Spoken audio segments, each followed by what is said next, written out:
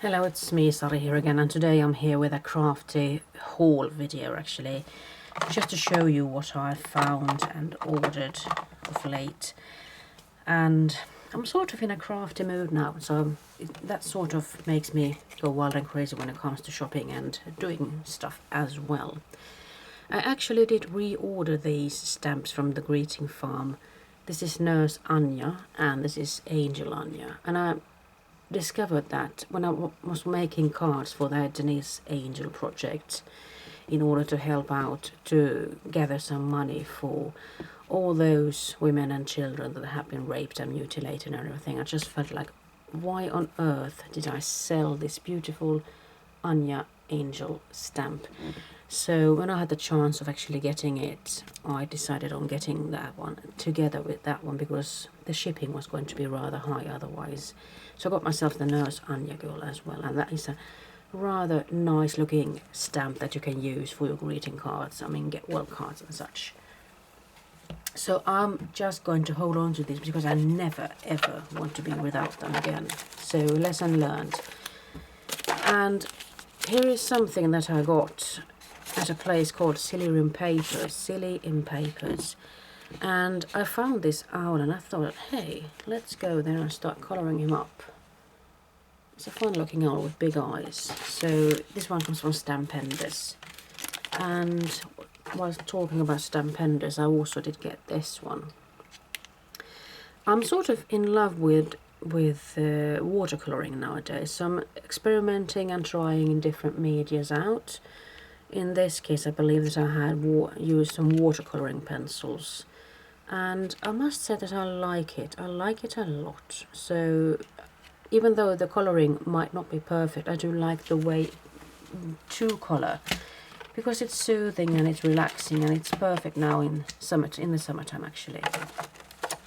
And then I'm going to, let's see if I can show it to you. Perhaps I need to go and get another.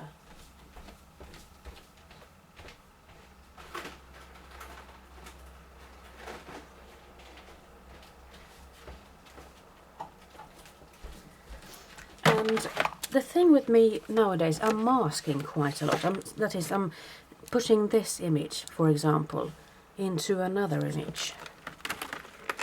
So that's what I'm on the lookout for when I'm looking for stamps nowadays. So I got myself a set of stamps from Sheena Douglas, which she makes stamps for Crafter's Companion. And I just fell in love with this sort of there were some hay balls and everything there, and I just felt like putting the rabbit in front here so I could create a depth into my project. But look at the stamps, the other stamps. There's a beautiful kite and some text stamps as well as the fence and the flowers, and I'm sure I could try masking them together. There might be some dies to go with these as well. There's a die for the country fence and the daisy border, and I'm just thinking, imagine not having to cut all of these out. That would be beautiful. So what I did, and then again I got myself another set. This one is called Lakeside Shore and the other one was called Fields of Gold, and I bought it primarily for these sort of nature-themed stamps, but I felt like this one could be used.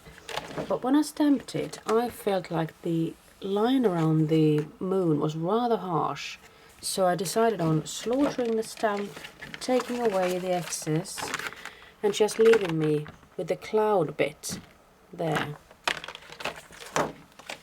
And the rabbit stamp comes from Nellie's Choice, and I just fell in love with this guy or girl. I'm thinking it's a guy. So what I did was I made this come to life. Afterwards, unfortunately, I have gotten some ink and splotches here, but just look at the main image. The rabbit stands out here, and I'm getting a really close-up picture of the rabbit, and the nature and the scenery is in the background, and I just sort of like it. Here's a bigger version of the same thing, as you can see, and I love that rabbit. And here I've also stamped the clouds. And what I did was, to get this scene stretched further down, I just inked up partially and try to make it work to make a little bit longer scene. It took me some practice, I must tell you, but it's a nice technique to know how to do. And thinking about the nature scenes and everything, I'm just in the same kind of mood when it comes to buying these stamps from Sheena. I'm thinking that I might be able to use that one somewhere as well as that one, so perhaps I can create a scene that actually creates some depth. And there's a nice looking grass thingy there as well, and there's a bit of grass there, and then there's a tree, of course. And the thing to know about the stamps from Sheena is that the stamps are bigger. I mean, this image here is decreased. And then when I saw these apples, I just felt like, I sure do like them. They are beautifully drawn, and I'm thinking that even, yeah, I could have myself some fun colouring them in, I thought. So let's see what I did with those. Well, here are the apples, and I'm thinking that perhaps one could use this one as a card, and perhaps put a sentiment up here. Perhaps I could distress the edges and something. So these are just things that I have started working on, you see. I got myself a pair of ice skates as well. I haven't done anything with them yet. Also Stampendous is the company. And then I got myself another stamp. I just fell in love with this stamp from Saturated Canary. This one is also from Silurian Papers. And I love the combo of the tree and the house and the clouds. I mean, this is a schoolhouse, but who cares? I mean, I'm making it into a regular house. And what I did was I just put it on a die that I got from Spellbinders. Let's see, I do believe I have it here. It's called Circle Delight. And it die cut beautifully. I mean, there was no hassle whatsoever. And I just like the way it looks. It's a beautiful, simple, clean and simple die. And what else did I get? Well, having been looking at the videos of Vicky Papayannou, I mean, she's a talent. She's an artist when it comes to making art journals. So when I saw her making a sort of an art journal layout of reading, or could it be traveling? I mean, I just wanted those luggages, but I have seen her making something with this coffee cup or teacup or mug. And well, although the Tim Holtz stamps are on the pricey side, I couldn't resist getting both the big ones and the small ones. And why on earth would I go for the small ones? Well, apart from the fact that you can actually make smaller things with them and bigger things with these, but I was thinking that if I wanted to mask this together with let's say a cup, I mean, this bag would look really tiny and ridiculous, so I needed to go here with that coffee cup. So I did so, working this one out. It did take quite a bit of taking off ink from the stamps, so I mean, since these are blueprint stamps, so you need to erase some of these things, and you just have to practice on a scrap piece of paper. But I did this, and I colored the children also with those watercoloring things. And I like the simplicity of this one. And I just had to go there, didn't I? And then I made some small tags as well while I was at it. So I used the smaller stamps. And let's say I were to give a package of coffee or something to somebody.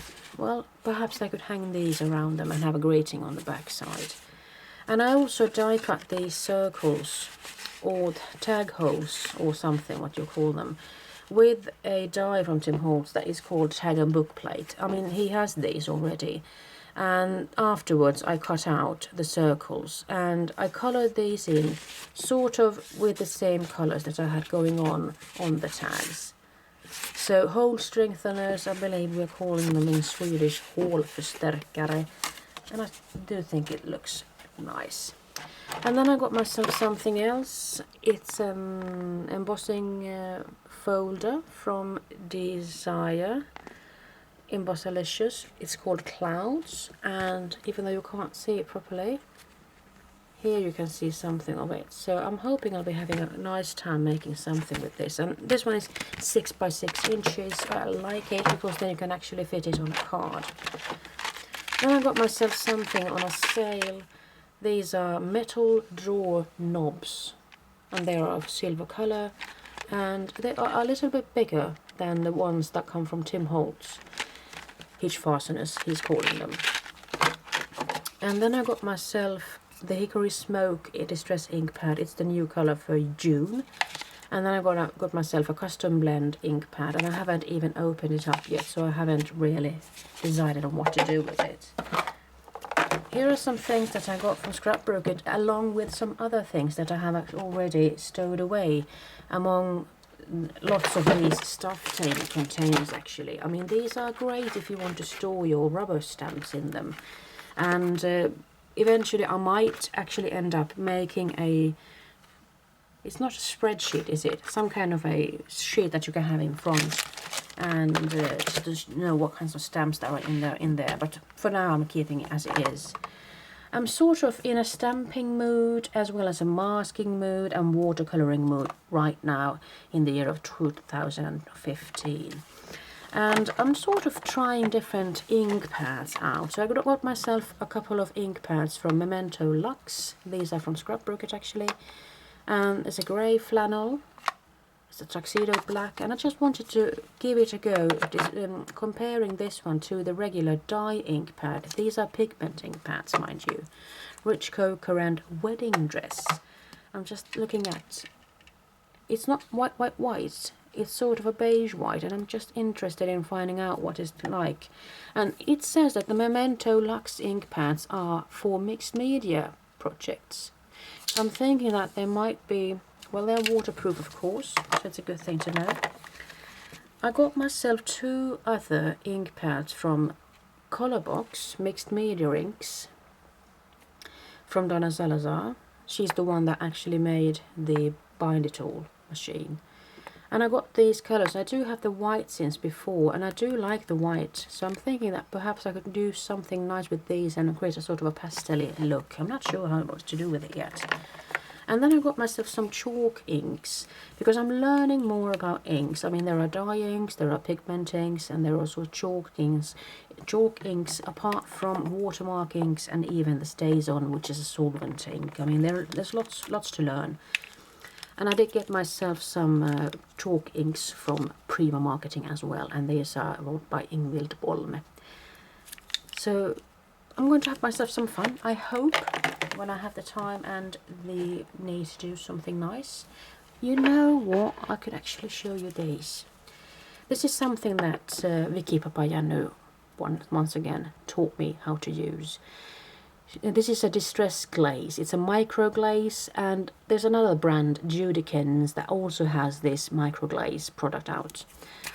And it's a small jar, but it's sort of like a Vaseline thing, but it's a coater or a sealer when you have colored something in with your water brushes or watercoloring thing. So if you want to watercolor perhaps something, but you still want to incorporate that thing into a mixed media project, perhaps you want to do something that is going to end up on top of the thing that you have colored in, well, you can seal it in and then you can spray water or whatever you want on it, and the color won't start to bleed. I also did get this one. It's a distress sprayer. I must say it's a bit on the pricey side. I mean, 55 crowns.